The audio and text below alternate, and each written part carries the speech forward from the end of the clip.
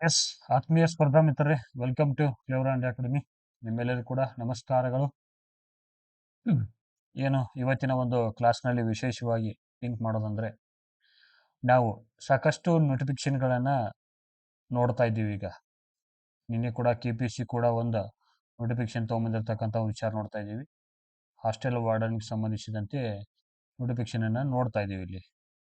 ಸುಮಾರು ಜನ ಏನ್ರಿ ನೋಟಿಫಿಕೇಶನ್ ಆಗಲ್ಲ, ಸುಮ್ಮನೆ ವಿಡಿಯೋ ಮಾಡ್ತಾ ಇದ್ದೀರಿ ಅಂತ ಕೇಳ್ತಾ ಇದ್ರು ನನಗೆ. ಯಾಕಂದರೆ ಕೆಲವೊಬ್ಬರಂತರೂ ಇನ್ನೂ ಒಂದು ವರ್ಷ 1 ಇಯರ್ ನೋಟಿಫಿಕೇಶನ್ ಆಗಲ್ಲ, ಏನ್ರಿ ವಿಡಿಯೋದಲ್ಲಿ ಬರೀ ಹೆಂಗೆ ಹೇಳ್ತೀರಾ ಅಂತ ನನಗೊಬ್ರು ಕಮೆಂಟ್ ಕೂಡ ಮಾಡ್ತಿದ್ರು. ಬಟ್ ಏನು ಮಾಡೋದ್ರಿ, ಅವ್ರಿಗೆ ಗೊತ್ತಿರಲ್ಲ ವಾಸ್ತವ ಸಂಗತಿ. ಯಾಕಂದ್ರೆ ಅವರು ಭ್ರಮಾಲೋಕದಲ್ಲಿ ಥಿಂಕ್ ಮಾಡ್ತಿರ್ತಾರೆ. ಏನೂ ಮಾಡೋಕ್ಕಾಗಲ್ಲ. ಯಾಕಂದ್ರೆ ಜೀವನದಲ್ಲಿ ಮೋಟಿವೇಶನ್ ಇಲ್ದಾರಂದ್ರೆ ನಾವು ಯಾವ ಎಕ್ಸಾಮ್ ಕೂಡ ಪಾಸ್ ಮಾಡೋಕ್ಕಾಗಲ್ಲ. ಯಾಕಂದ್ರೆ ಇಲ್ಲಿ ನಾವು ಪಾಸಿಟಿವ್ ಆಗಿ ಥಿಂಕ್ ಮಾಡಬೇಕಾಗುತ್ತೆ. ಯಾವತ್ತು ನೆಗೆಟಿವ್ ಸಿಚುವೇಶನ್ ಇದ್ದಾಗ ಸಾಧ್ಯ ಆದ ಮಟ್ಟಿಗೆ ಪಾಸಿಟಿವ್ ವಿಚಾರಗಳಿಂದ ನಾವು ನಮ್ಮನ್ನು ನಾವು ಪ್ರೇರೇಪಿಸ್ಕೊಳ್ಬೇಕಾಗತ್ತೆ. ಯಾಕಂದ್ರೆ ನೀವು ಇನ್ ಕೇಸ್ ನಾವು ನೋಟಿಫಿಕೇಶನ್ ಆಗಲ್ಲ ಅಂದ್ರೆ ಓದೋದು ಬಿಟ್ಬಿಡ್ತೀರಿ ನೀವು. ನೋಟಿಫಿಕೇಶನ್ ಆಗಲ್ಲ ಅಂದ್ರೆ ಓದೋದು ಬಿಟ್ಟು ಹೋಗ್ತೀರಿ. ಮತ್ತು ನೆಕ್ಸ್ಟ್ ಏನಂದ್ರೆ ನೆಗೆಟಿವ್ ಥಿಂಕ್ ಮಾಡಿ ಸ್ಟಾರ್ಟ್ ಆಗುತ್ತೆ. ಏನಪ್ಪ ನಾನು ಇಷ್ಟು ಓದಿದ್ರು ಇನ್ನೂ ನೋಟಿಫಿಕೇಶನ್ ಇಲ್ಲ, ಯಾವ ಥರ ಮಾಡಬೇಕು, ಇದು ಯಾಕೆ ಓದಿದ್ದು ನಾನು, ಯಾಕೆ ನಾನು KCET ಪಾಸ್ ಮಾಡಿದೆ, ಯಾಕೆ ನೆಟ್ ಪಾಸ್ ಮಾಡಿದೆ ಅನ್ನೋದು ನಿಮ್ಮಲ್ಲಿ ಪ್ರಶ್ನೆ ಉದ್ಭವಿಸ್ಬಿಡುತ್ತೆ.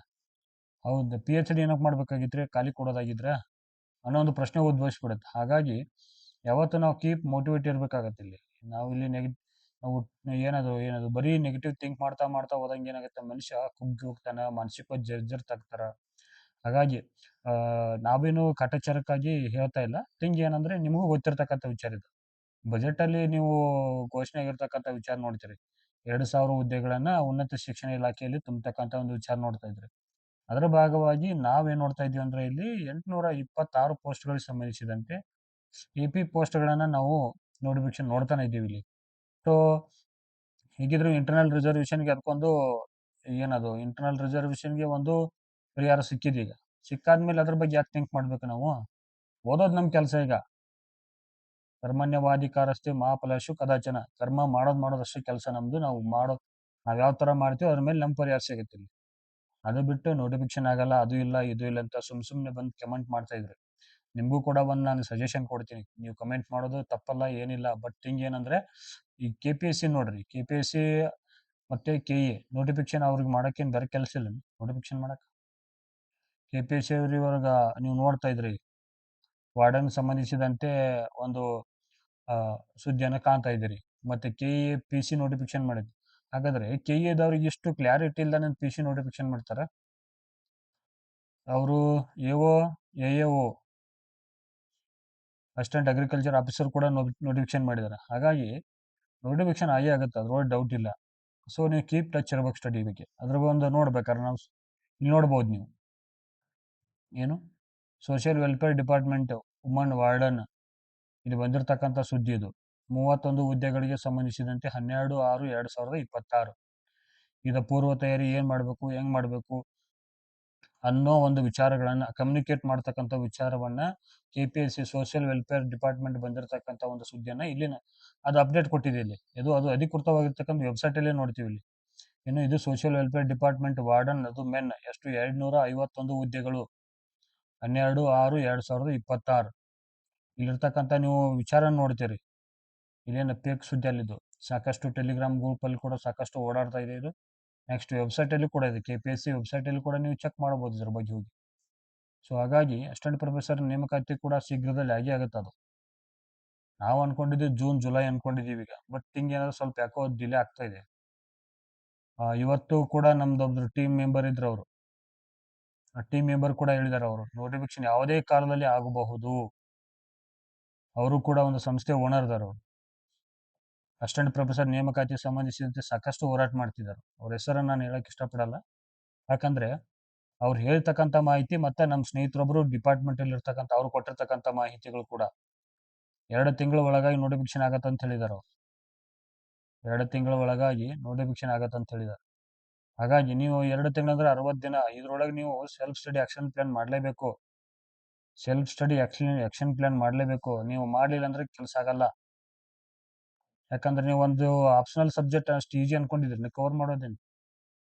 ಆಪ್ಷನಲ್ ಸಬ್ಜೆಕ್ಟ್ ಕವರ್ ಮಾಡೋದೇನು ಈಸಿ ಐತೆ? ತುಂಬಾ ಟೈಮ್ ತೊಗೊಳತ್ತಿದು. ನೀವು ಮಿನಿಮಮ್ 90 ಡೇಸ್ ಬೇಕು ಒಂದು ರೌಂಡ್ ಓದ್ತಂದ್ರೆ. ಇಲ್ಲಪ್ಪ ನೀವು ಫುಲ್ ಸ್ಟ್ಯಾಂಡರ್ಡ್ ಲೆವೆಲ್ನಾಗ ಓದ್ತಂದ್ರೆ 60 ದಿನ ಬೇಕೇ ಬೇಕದು. ಸೀರಿಯಸ್ ಆಗಿ ಓದ್ತೀನಿ, ದಿನಕ್ಕೊಂದು 10 ಗಂಟೆ ನಾನು ಓದ್ತೀನಿ, 8ರಿಂದ 10 ಗಂಟೆ ಓದ್ತೀನಿ ಅಂದ್ರೆ 60 ದಿನದಲ್ಲಿ ಒಂದು ಸಬ್ಜೆಕ್ಟ್ ಅನ್ನ ಮಾತ್ರ ಕವರ್ ಮಾಡ್ಬೋದು, ಅದು ಆಪ್ಷನಲ್. ಇನ್ನು ಜಿ ಕೆ ಯಾವಾಗ ಕವರ್ ಮಾಡ್ತೀರಿ ಅದು ಮ್ಯಾಟರ್ ಆಗತ್ತೆ ಇಲ್ಲಿ. ಜಿ ಕೆ ಈಜಿ ಅನ್ಕೊಂಡ್ರಿ ನೀವು. ಲಾಸ್ಟ್ ಟೈಮ್ NWKS NWKSRTC ಈ ಗ್ರೂಪ್ ಬಿ ಪೇಪರ್ ನಡೆದಿತ್ತದು. Group B G K paper ತೆಗೆದ್ ನೋಡ್ರಿ, ಅದು ಎಷ್ಟ 70ಕ್ಕಿಂತ ಹೆಚ್ಚು ಪೇಜಸ್ ಐತಿ. ಅದು ಎಷ್ಟು 100 ಕ್ವಶನ್ಸ್ಗೆ. ಸೊ ಹಾಗಾದ್ರೆ ನಮ್ ಜಿ ಕೆ ಪೇಪರ್ ಕೂಡ ಟಫ್ ಬರ್ಬೋದಲ್ಲ, ಯಾಕೆ ನಿರೀಕ್ಷೆ ಮಾಡಬಾರ್ದು? ಜಿ ಕೆ ಪೇಪರ್ ಅಷ್ಟೇ ಯಾಕೆ, ನಮ್ದು ಪೋಸ್ಟ್ ಕೂಡ ಗ್ರೂಪ್ ಇದು. ಆಸ್ ಪರ್ ಗೌರ್ಮೆಂಟ್ ಇದು ಕ್ರೈಟೇರಿಯಾ ಒಳಗೆ ಗ್ರೂಪ್ ಬಿ ಬರ್ತಿದ್ದು, ಗ್ರೂಪ್ ಎ ಅಂತರೂ ಅಲ್ಲ, ಗ್ರೂಪ್ ಬಿ ಬರ್ತಿದ್ದು. ಈ ಗ್ರೂಪ್ ಇದ್ದಾಗ ಗ್ರೂಪ್ ಪರೀಕ್ಷೆನ ನಾವು ಆಧಾರಿತವಾಗಿ ಓದ್ಬೇಕಾಗತ್ತೆ. ಕ್ವಶನ್ ಪೇಪರ್ ಏನು ಈಜಿ ಬರ್ತಾವ ಅಂದ್ಕೊಂಡ್ಬಿಟ್ರೆ ನೀವು ಮೊದ್ಲಿನ ತರ ಹೋಯ್ತದ ಕಾಲು. ಭಾರತದ ಮೇಲೆ ಬಾಬರ್ ಯಾವಾಗ ದಾಳಿ ಮಾಡಿದ? 1526 ಹೋಯ್ತದ ಕಾಲು. ಪ್ರಶ್ನೆ ಏನ್ ಕೇಳ್ತಾನಂದ್ರೆ ಇನ್ ಕಮಿಂಗ್ ಡೇಸ್ ಅಲ್ಲಿ ಅವನು ಪಾಣಿಪತ್ ಕದನದ ಮಹತ್ವ ಮತ್ತು ಪರಿಣಾಮಗಳು ಈ ಕೆಳಗಿನಂತಿವೆ. ಅವನೇನ್ ಕೊಡ್ತಾನಂದ್ರೆ ಅವನು 1, 2, 3, 4, 5 ಸ್ಟೇಟ್ಮೆಂಟ್ ಕೊಡ್ತಾನೆ. ಕಮಿಂಗ್ ಡೇಸ್ ಅಪ್ಡೇಟ್ ವರ್ಷನ್ ಇದು, ನಾನು ಹೇಳ್ತಾ ಇಲ್ಲ, ಇದು KE ಮಾಡ್ತಕ್ಕಂಥ ಕೆಲಸಗಳನ್ನ ಹೇಳ್ತಾ ಇದ್ದೀನಿ ನಿಮ್ಗೆ. ಅಪ್ಡೇಟ್ ಕೊಡ್ತಾ ಇದೀನಿ ನಾನು, ಜಸ್ಟ್ ಅಷ್ಟೇ ಕೊಡ್ತಾ ಇದೀನಿ. ಇಲ್ಲಿ ಏನ್ ಕೊಡ್ತಾನೆ, ಈ ತರ 5 ಸೆಂಟೆನ್ಸ್ ಕೊಡ್ತಾನ ಅವನು. ಈಗ 2, 3 ಹೋಯ್ತಿಗೆ ಏನಿದ್ರೆ 5, 4, 5 4+1. ಈಗ ಅಲ್ಲಿ ಕೊಟ್ಟು ಏನ್ ಕೊಡ್ತಾನೆ ಅಂದ್ರೆ ನಿಮಗೆ ಇಲ್ಲಿ ABCD ಆಪ್ಷನ್ಸ್ ಕೊಡ್ತಾನ ಅವನು. ಸರಿ ಆಯ್ತು ನೋಡ್ರಿ. ಇದ್ರೊಳಗೆ ಇಲ್ಲಿ 2-3 ತರ ಕ್ವಶನ್ಸ್. ಎಷ್ಟು ಹೇಳಿಕೆಗಳು, ಅದು ಮತ್ತ ಎಷ್ಟು ಹೇಳಿಕೆಗಳು ಅಂತ ಹಿಂಗ್ ಕೇಳ್ತಾನ ಪ್ರಶ್ನೆ. ಅಥವಾ ಸರಿಯಾದ ಹೇಳಿಕೆಗಳನ್ನು ಗುರುತಿಸಿ, ಈ ತರ ಪ್ರಶ್ನೆಗಳು ಬರ್ತಾ ಇದೆ. ಸರಿಯಾದ ಹೇಳಿಕೆಗಳನ್ನು ಗುರುತಿಸಿ ಅಂತ ಕೇಳ್ತಾನೆ ಇಲ್ಲಿ. ಸೊ ಇವನು ಅನಾಲಿಸಿಸ್ ಮಾಡ್ಬೇಕಾದ್ರೆ ತಲೆ ಕೆಟ್ಟೋಗ್ಬಿಡುತ್ತೆ ನಿಮ್ಗೆ. ಅದಕ್ಕೆ ಸೆಲ್ಫ್ ಸ್ಟಡಿ ಆಕ್ಷನ್ ಪ್ಲಾನ್ ಬಹಳ ಮುಖ್ಯ. ಯಾವುದೇ ಸಬ್ಜೆಕ್ಟ್ನವ್ರಿ ರೀ, ನನ್ನ ಸಬ್ಜೆಕ್ಟ್ ಹಿಸ್ಟ್ರಿ. ಪಾಣಿಪತ್ ಕದನ 1526 ಮೊದಲ ಮುಗೀತು. ಇಲ್ಲಂದ್ರೆ 2 ಮಿಕ್ಸ್ ಮಾಡಿ ಕೇಳ್ತಾನೆ, 1526 ಮತ್ತು 1556. ಇಲ್ಲಂದ್ರೆ ಪ್ರಶ್ನೆ ಏನ್ ಕೇಳ್ತಾನಂದ್ರೆ ಅಂದವನು ಈ 2 ಎಷ್ಟು 1526 ಮತ್ತು 56 ಮಧ್ಯೆ ಎಷ್ಟು ಇಯರ್ ಡಿಫ್ರೆನ್ಸ್, 30 ವರ್ಷಗಳ ಮಧ್ಯ.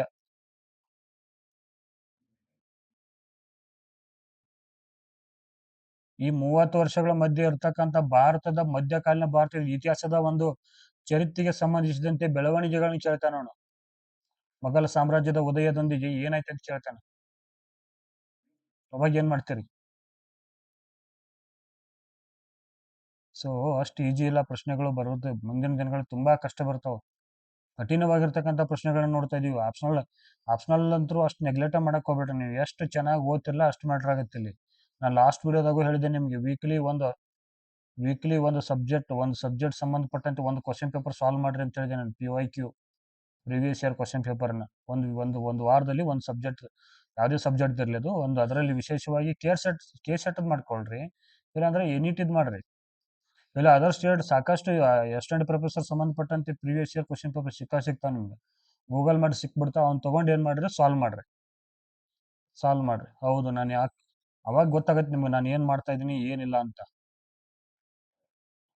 ಪ್ರಶ್ನೆಗಳು ಅಷ್ಟು ಈಜಿ ಇಲ್ಲ ಬರೋದು. ಸುಮ್ಮನೆ ಬಂದು ನಾನೇನು ಇಲ್ಲಿ ಕಟಾಚಾರಕ್ಕೆ ವಿಡಿಯೋ ಮಾಡ್ತಿಲ್ಲ. ಇದರಿಂದ ಬಂದು ನನಗೆ ಯೂಟ್ಯೂಬ್ ನಾನು 1000 ರೂಪಾಯಿ ದುಡ್ಡು ಕೊಡ್ತಿಲ್ಲ. ಎಜುಕೇಶನ್ ಚಾನಲ್ ನಿಮಗೂ ಹಣೆ ಬರ ಏನೋ ಗೊತ್ತು. ವ್ಯೂಸ್ಗೋಸ್ಕರ ಮಾಡೋದು ನನ್ನ ಕೆಲಸನೂ ಅಲ್ಲ. ಒಂದು ನಿಮ್ಮಲ್ಲಿ ಅವೇರ್ನೆಸ್ ಇರಲಿ, ಮೋಟಿವೇಟ್ ಆಗಿ. ನಿಮ್ಗೆ ಸೆಲ್ಫ್ ಮೋಟಿವೇಟ್ ಬಹಳ ಮುಖ್ಯ ಇಲ್ಲಿ. ಎಷ್ಟೋ ಜನ ನಾನು ಕಾಲ್ ಮಾಡಿ ಕೇಳ್ತಿದ್ರು, ಸರ್ ನೋಟಿಫಿಕೇಶನ್ ಯಾವಾಗ ಅಂತ. ನೋಟಿಫಿಕೇಶನ್ ನಾನು ಇರೋದು ಹೇಳ್ಬಿಡ್ತಿದ್ದೆ ನಾನು. ವಾಸ್ತವ ಸಂಗತಿಯಲ್ಲಿ ಇರ್ಬೇಕು ನಾವು. ಫಸ್ಟ್ ಇವಾಗೂ ಟೈಮ್ ಕಾಲ್ ಮಿಂಚಿಲ್ಲ. ಆಪ್ಷನಲ್ ಸಬ್ಜೆಕ್ಟ್ಗೆ self study plan action plan ಮಾಡ್ಕೊಡ್ರಿ. ಆಕ್ಷನ್ ಪ್ಲಾನ್ ಮಾಡ್ಕೊಂಡು ಏನ್ ಮಾಡ್ರಿ ಅಂದ್ರೆ ಅದನ್ನ ಕಂಪ್ಲೀಟ್ ಮಾಡ್ರಿ 60 ದಿನದೊಳಗೆ. ನೀವು ಯಾವುದೋ ನಾವು ಈ ಒಂದು 10 ಟಾಪಿಕ್ಗಳನ್ನ ಕಂಡೇ ಕಾಣ್ತೀವಿ ಇದರಲ್ಲಿ. ನಮ್ಮ ಒಂದು ಯಾವುದೋ ಒಂದು ಸಿಲೆಬಸ್ ಅಲ್ಲಿ ಒಂದು ಟಾಪಿಕ್ ಅನ್ನ ವಿಶೇಷವಾಗಿ ನೋಡ್ರಿ. ಒಂದು ಟಾಪಿಕ್ ಅನ್ನ ನೀವು ಏನ್ ಮಾಡ್ಬೇಕಂದ್ರೆ ಮಿನಿಮಮ್ 6 to 8 ಡೇಸ್ ಒಳಗೆ ಕಂಪ್ಲೀಟ್ ಮಾಡಬೇಕಾದ್.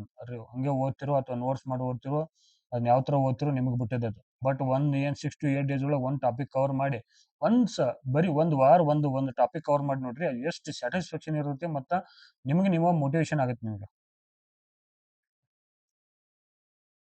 ಸೊ ಈ ಕೆಲಸವನ್ನು ಮರೆಯೋಕೆ ಹೋಗ್ಬೇಡ್ರಿ. ಮತ್ತು ಸರ್ಕಾರ ಚೇಂಜ್ ಆಗೈತೆ ಅಂತೇಳಿ ಸುಮ್ಮನೆ ಕೊಡ್ತಿಲ್ಲ ಅವರು.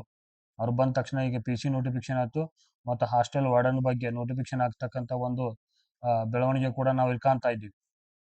ಇನ್ನು ಸದ್ಯ ಈಗೇನು ಈಗ ಹೈಯರ್ ಎಜುಕೇಶನ್ ಡಿಪಾರ್ಟ್ಮೆಂಟ್ ಅದು ಇದೊಂದು ಆಯ್ತು.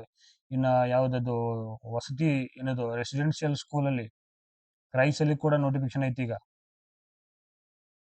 G P S T R ಅವ್ರು ನಿನ್ನೆ ಹೇಳಿದಾರೆ, G P S T R, H S T R, P U college ಎಲ್ಲವೂ ಕೂಡ ನೋಟಿಫಿಕೇಶನ್ ಆಗ್ತಿದ್ದಾವೆ. ಹಾಗಾಗಿ ನಿಮ್ಮ ತಯಾರಿ ಮಾತ್ರ ಫುಲ್ ಸ್ಟ್ಯಾಂಡರ್ಡ್ ಇರಬೇಕು. ಕಾಟಾಚಾರಕ್ಕೆ ಯಾವುದು ಓದಕ್ಕೆ ಹೋಗ್ಬೇಡ್ರಿ. ಯಾಕಂದ್ರೆ ಇಷ್ಟು ದಿನ ಐ ಥಿಂಕ್ 3 ವರ್ಷ ಆಯ್ತು, ಈಗ 3 ವರ್ಷ ಆಯ್ತು ಯಾವುದು ನೋಟಿಫಿಕೇಶನ್ ಇಲ್ಲ. ಈ ಒಂದು ಅವಕಾಶವನ್ನು ಸದುಪಯೋಗ ಪಡಿಸ್ಕೊಡ್ರಿ, ಯಾವುದು ನೆಗ್ಲೆಕ್ಟ್ ಮಾಡಕ್ಕೆ ಹೋಗ್ಬೇಡ್ರಿ. ಯಾಕಂದ್ರೆ ಒಂದ್ಸ ಅವಕಾಶಗಳು ಹೋದ್ರು ವಾಪಸ್ ಬರೋದಿಲ್ಲ. ಮತ್ತು ಅಸಿಸ್ಟೆಂಟ್ ಪ್ರೊಫೆಸರ್ ಮುಗಿತಿನ ಕತೆ ಈಗ 2026 ಮುಗಿತಾರೆ, ಇನ್ನು 2036 ಅದು 2036ಕ್ಕೆ ನೋಟಿಫಿಕೇಶನ್ ಆಗುತ್ತೆ. ಅದು 10 ವರ್ಷ ಆಗಂಗಿಲ್ಲ, ಅದು ಯಾವುದೇ ಕಾರಣಕ್ಕೆ ಆಗಲ್ಲ. 1242 ಪೋಸ್ಟ್ ಇದ್ದು ಈಗ 826, 400ಕ್ಕಿಂತ ಹೆಚ್ಚಿನ ಪೋಸ್ಟ್ಗಳು ಕಡಿಮೆ ಅದು. ಇನ್ನು ಕಮಿಂಗ್ ಡೇಸ್ ಏನೇನು 4 ಈ ಥರ ಕಡಿಮೆ ಆದಮೇಲೆ ಆಮೇಲೆ ಇನ್ನು ಬರೋದೇನೆ 200.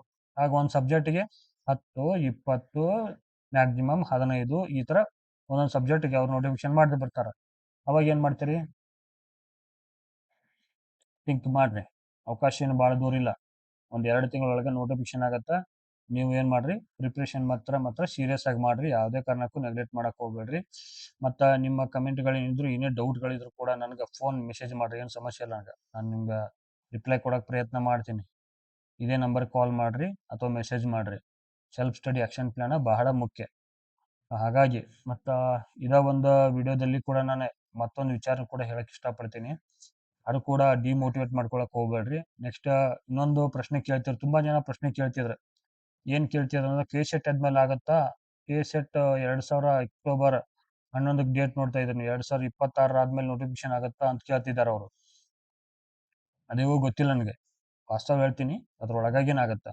ಬಟ್ ಇನ್ನೂ ಕೆಲವೊಬ್ರು ಇಲ್ಲ, ನಾನು ಕೆ ಸೆಟ್ ಪಾಸ್ ಮಾಡಿದ್ದೀನಿ ಡೌಟ್ ಕೇಳ್ತಿದ್ರು. ಕೆ ಸೆಟ್ ಪಾಸ್ ಮಾಡಿದ್ದೀನಿ, ಬಟ್ ನಂದು MA, MSc ಅಥವಾ MCOM ಈ ಥರ ನನ್ನ ಮಾಸ್ಟರ್ ಡಿಗ್ರಿ ಕಂಪ್ಲೀಟ್ ಆಗಿಲ್ಲ, ನಾನು ಅಪ್ಲೈ ಮಾಡ್ಬೋದಾ ಅಂತ ಕೇಳ್ತಿದ್ರು. ಒಬ್ಬ ಸ್ನೇಹಿತರು ನನಗೆ ಅದನ್ನ ಅಧಿಕೃತ ದಾಖಲೆ ಕೂಡ ಕಳಿಸಿದ್ರು. ಹೌದು, ನೀವು ಆಗ್ಬೋದು.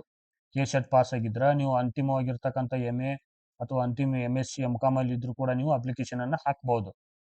ಒಬ್ಬರು ತುಂಬ ನನಗೆ ಕೇಳ್ತಿದ್ರು, ಅವ್ರು ನನಗೂ ಗೊತ್ತಿರಲಿಲ್ಲ ಅದು ಆ್ಯಕ್ಚುಲಿಯನ್ನು. ಬಟ್ ಅದನ್ನ ಅಧಿಕೃತವಾಗಿರ್ತಕ್ಕಂಥ ದಾಖಲೆಗಳನ್ನ ಕಳಿಸ್ಕೊಟ್ಟಾಗ ನನಗೂ ಕ್ಲಾರಿಟಿ ಸಿಕ್ತು, ನೀವು ಅಪ್ಲಿಕೇಶನನ್ನು ಹಾಕ್ಬೋದು.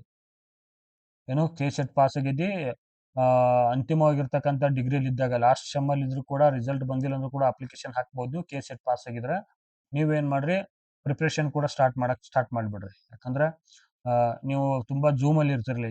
ಈ ಒಂದು ಎಟ್ ಪ್ರೆಸೆಂಟ್ MCOM, MSc ಏನಿದು MA ಓದ್ತಕ್ಕಂಥ ಇವರೆಲ್ಲ ಜಂಜಿ ಜನ್ರೇಷನ್, ಇದು 2000+ ಇವ್ರ ಜೊತೆ ಕಾಂಪಿಟೇಷನ್ ಮಾಡೋದು ಅಷ್ಟು ಈಜಿ ಇಲ್ಲ. ಈಗ ಜಂಜಿ ಜನ್ರೇಷನ್ ಜೊತೆ ಕಾಂಪಿಟೇಷನ್ ಮಾಡೋದು ಈಜಿ ಇಲ್ಲ. ಈ 90 ಕಿಡ್ಸ್ ಏನು ಫ್ಯಾಮಿಲಿ ಐತಲ್ಲ, ಇವರು ಕೂಡ ಸ್ವಲ್ಪ ಸೀರಿಯಸ್ ಆಗಿ ಹೋದ್ರಿ. 90 ಕಿಡ್ಸ್ ಏನು ನೆಗ್ಲೆಕ್ಟ್ ಮಾಡಂಗಿಲ್ಲ ನೀವು ಯಾರ ಜೊತೆ ಕಾಂಪಿಟೇಷನ್ ಮಾಡ್ತಾ ಇದ್ರಿ ಅಂದ್ರೆ, ನೀವು ಈ 20+, 2000+ ಅವ್ರ ಜೊತೆ, ಅದು ಜಂಜಿ ಜನ್ರೇಷನ್ ಜೊತೆ ಮಾಡ್ತಾ ಇದ್ರಿ. ಇವರೆಲ್ಲ ಫುಲ್ ಒಂಥರ ಇವರು AI ಜನ್ರೇಷನ್ ಅಂತ ಕರಿಬೋದು. ಇವ್ರು AI ಜನ್ರೇಷನ್ ಜೊತೆ ನೀವು ಕಾಂಪಿಟೇಷನ್ ಮಾಡ್ತಾ ಇದ್ರಿ. 90 ಕಿಡ್ಸ್ ಅಥವಾ 80 ಕಿಡ್ಸ್ ಯಾರಿದ್ರಲ್ಲ, ಯಾರು ಕೂಡ ನೆಗ್ಲೆಕ್ಟ್ ಮಾಡಕ್ಕೆ ಹೋಗ್ಬೇಡ್ರಿ.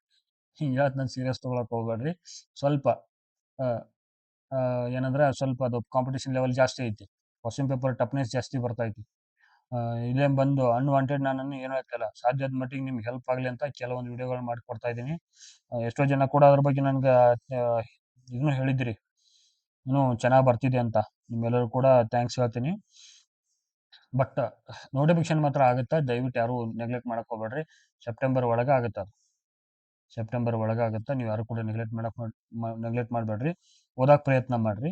ನೆಕ್ಸ್ಟ್ ಏನಂದ್ರೆ, ಒಂದು ಆ್ಯಕ್ಚುಲಿ ಹೇಳ್ಬೇಕಂದ್ರೆ ಒಂದು ತುಂಬ ಇಂಪಾರ್ಟೆಂಟ್ ಇರ್ತಕ್ಕಂಥ ಬುಕ್ ಕೂಡ ಬಂದಿದೆ ಮಾರ್ಕೆಟಲ್ಲಿ. ಅದನ್ನು ಕೂಡ ನೀವು ಖರೀದಿ ಮಾಡ್ಬೋದು. GK ಪ್ರಿಪ್ರೇಷನ್ ಸಂಬಂಧಪಟ್ಟಂಗೆ ಹೆಲ್ಪ್ಫುಲ್ ಆಗುತ್ತೆ. ಅದು ಸಂಬಂಧಪಟ್ಟಂಗೆ ತೋರಿಸ್ತೀನಿ ನೋಡಿ.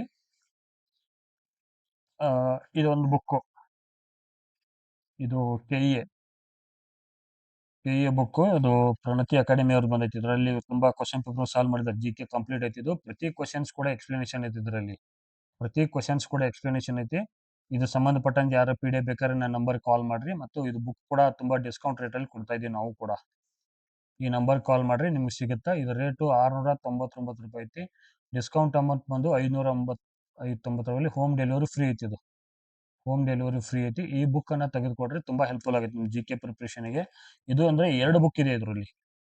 ಪಾರ್ಟ್ 1 ಪಾರ್ಟ್ 2 ಅಂತ ಮಾಡಿದಾರೆ. 2 ಬುಕ್ ಸೇರಿ ನಿಮಗೆ ಕೇವಲ 600 ರುಪೀಸ್ ಅಲ್ಲಿ ಹೋಮ್ ಡೆಲಿವರಿ ಸಿಗುತ್ತೆ. ಈ ಬುಕ್ಸ್ ಬೇಕಾದವರು ಕೆಳಗಡೆ ಡಿಸ್ಕ್ರಿಪ್ಷನ್ ಲಿಂಕ್ ಅಲ್ಲಿ ಬಾಕ್ಸ್ ಅಲ್ಲಿ ಲಿಂಕ್ ಹಾಕಿರ್ತೀನಿ, ಅಲ್ಲಿ ಹೋಗಿ ಪರ್ಚೇಸ್ ಮಾಡ್ರಿ. ಇಲ್ಲ ಅಂದ್ರೆ ಇದು ನಮ್ಮ ನಂಬರ್ ಕಾಲ್ ಮಾಡ್ರಿ, ಅವ್ರು ನಿಮ್ಮ ಮನೆಗೆ ಬುಕ್ಸ್ ಕಳಿಸ್ಕೊಡ್ತಾರೆ. ಈ ಬುಕ್ಸ್ ನೋಡಿ ತುಂಬಾ ಇಂಪಾರ್ಟೆಂಟ್ ಇದು.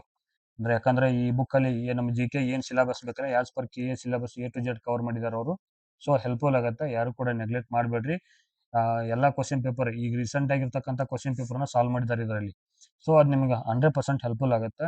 ಈ ಬುಕ್ಸ್ ಗಳನ್ನು ತೆಗೆದುಕೊಡ್ರಿ. ನಿಮ್ಗೆ ಯಾರಿಗೆ ಬೇಕಾದ್ರೂ ಕಾಂಟ್ಯಾಕ್ಟ್ ಮಾಡ್ರಿ, ಅವ್ರು ನಿಮ್ಗೆ ಹೋಮ್ ಡೆಲಿವರಿ ಫ್ರೀ ಇರ್ತೈತಿ, ಕಳಿಸ್ಕೊಡ್ತಾರೆ.